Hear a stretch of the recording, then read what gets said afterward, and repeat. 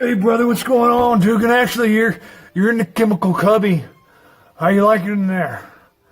This is Dugan Ashley. I hope you're doing well. Hey, I wanted to, this is a new energetic series. I wanted to cover NAP. It's probably one of the most important videos that nobody's made to really kind of get a grasp on this complex. So NAP, what is it? Well, it stands for nicolaminoguanidine perchlorate. So that's November Alpha Papa.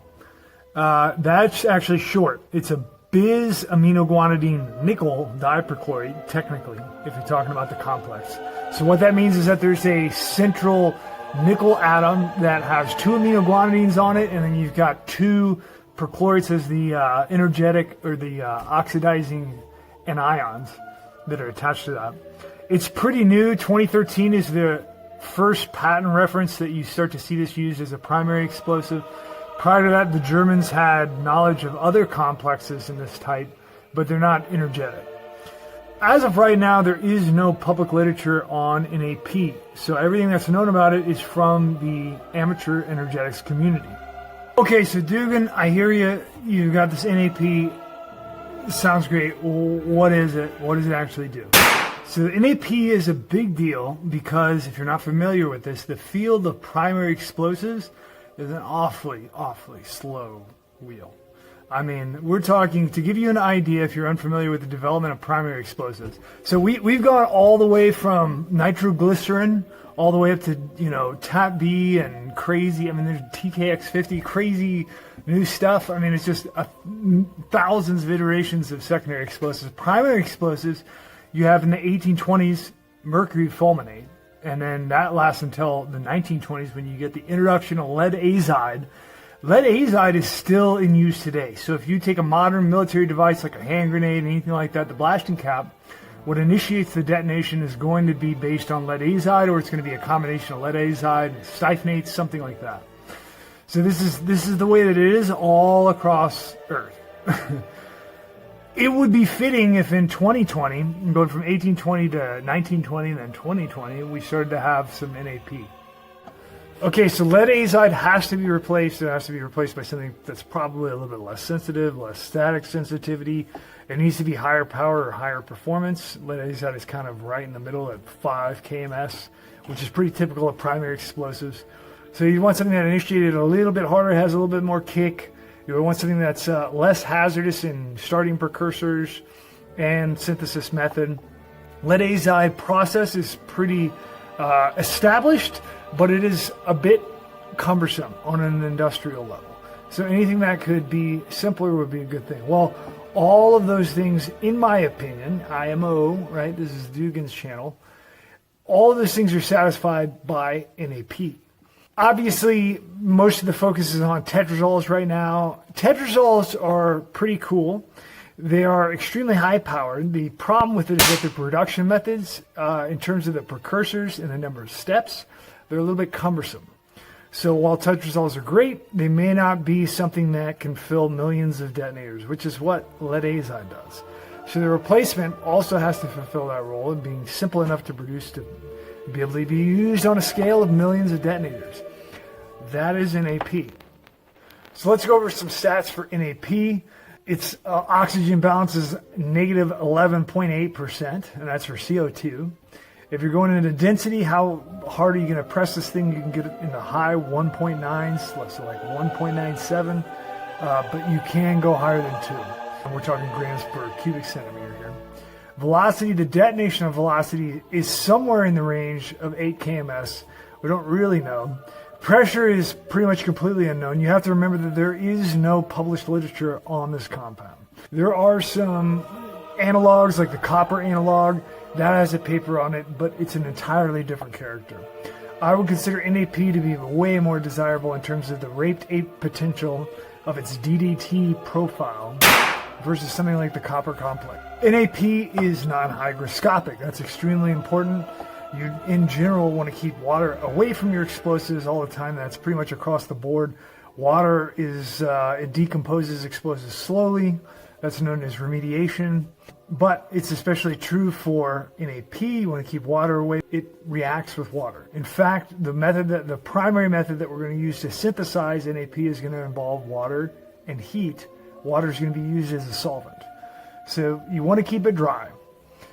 In terms of decomposition, it's going to detonate at 270 C. And this detonates in terms of its explosive profile. Its critical diameter is going to be so low it detonates at single crystals. So if you drop a single crystal of this NAP on a hot plate at 270, it will pop. Detonation capability, obviously very capable. Things that are common as secondary explosives are typically detonated with as little mass as 5 milligrams. I shit you not. One of the detractions of NAP is the possibility that its decomposition pathway includes nickel carbonyl. Now, nickel carbonyl, if you're not familiar with this, is extremely lethal and toxic. To give you an idea of just how lethal it is, something like hydrogen cyanide is going to be 500 ppm at 30-minute exposure to be lethal, but nickel carbonyl is only 3 ppm at about 10 minutes. So it's quite a bit more toxic than something like cyanide gas.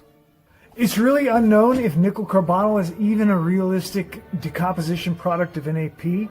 The lesson here is that you don't want to be detonating NAP in some kind of broom closet, or if you're in a trunk of a car with a cap of NAP, you wouldn't want to detonate. Anywhere that you're going to snort NAP gas, you just don't want to do it. Now, nickel carbonyl in itself only has a half-life of about 40 seconds, so I guess if you're exposed to something like that, you just hold your breath and wish for the best.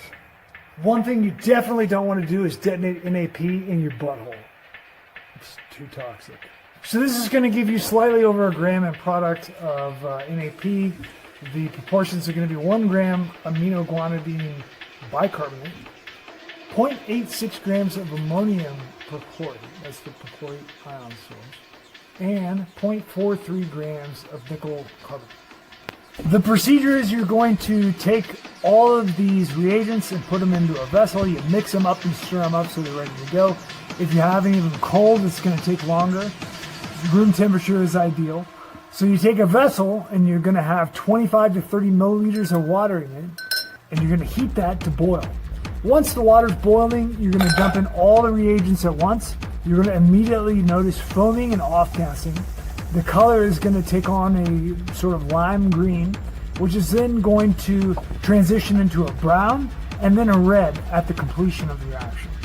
The reaction time at boil is somewhere between 5 and 7.5 minutes.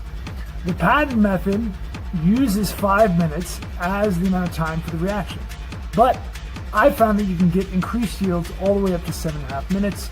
Your mileage may vary. Once your product precipitates crystals, you just have to dry them off. So the way I like to do this is to dump them out on a simple coffee filter with maybe a paper towel underneath and allow it to absorb some of the moisture. Some people will use alcohol to dry the product or to wash the product. It's really not necessary, especially with this method, because you don't have any contaminants. Everything that's supposed to be in the complex is there, and everything that's not supposed to be there should be out. Once you have product, the main thing to remember is that you don't want to leave it in the water longer than necessary. Patent claims 4 hours of cooling. I found this to be totally unnecessary. 1 hour to maybe 2 hours at max is what I found. So you remove it from the water so it doesn't further react. If you left this thing overnight, it's going to decompose into the solution. So metal complex explosives in general are the cutting edge or the state of the art of energetic materials right now. NAP is no exception, and the work on this is far from over. There are other analogs that will go into completely different states, such as a liquid state explosive like the cobalt analog. And that's listed in the patent if you want to know more information about that. Aside from the fact that there are other analogs in NAP with other metals, you should also understand that it's extremely sensitive or able to complex with any sort of contaminant that you might put in there. So in my experimentation, I tried other solvents and it gave a different product. The most useful was probably isopropanol. I used a form of isopropanol that's 91% from the dollar store. The IPA solvent produces a product that is pink, and it is in a powder morphology, so that could be a little easier to pack or pour. The power on it seems on par with standard NAP, although the IPA complexes, and it's not really understood how this happens. Other solvents like glycols have an entirely different character product. Glycols like propylene glycol actually seem to make a liquid explosive. Liquid explosives aren't really my cup of tea, so I avoid those. But if you wanted to look into that, you can definitely find liquid state explosives just from the solvent alone of the nickel analog. And that's pretty much it. That's the whole synthesis of NAP and what you should expect. It's still a pretty wide open book. It's not certain that NAP is going to supplant lead azide, although it seems likely. There is a lot of stuff going on worldwide, like China is using carbohydrazide, metal complex explosives, and those replace some of the earlier DDMP charges that they were using to initiate explosives in the mining industry. Carbohydrazide is a urea derivative, and I think GTG is one of the nomenclatures that they use, and that would be for the cadmium variant. Tetrazoles, of course, are very hot right now. I don't think that tetrazole is going to supplant lead azide in any kind of significant quantity. The reason being that its production process is just too enumerated.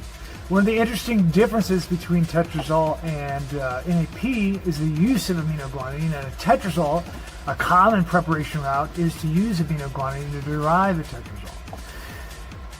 In contrast to NAP, you're using aminoguanidine directly, and this is fewer steps. So in any kind of production process, whether amateur or industrial, this is always going to be an advantage to eliminate steps. I think this in itself makes NAP more advantageous than a tetrazole. I hope you enjoyed this installment of the Dugan Ashley Energetic series. This is for educational purposes and historical purposes. I've got a backup channel that's on BitChute. That would be under the account Doug1337. That's Doug Leet. You non-leets. You can go over there and check it out. And I hope you have a great night, and thanks for watching.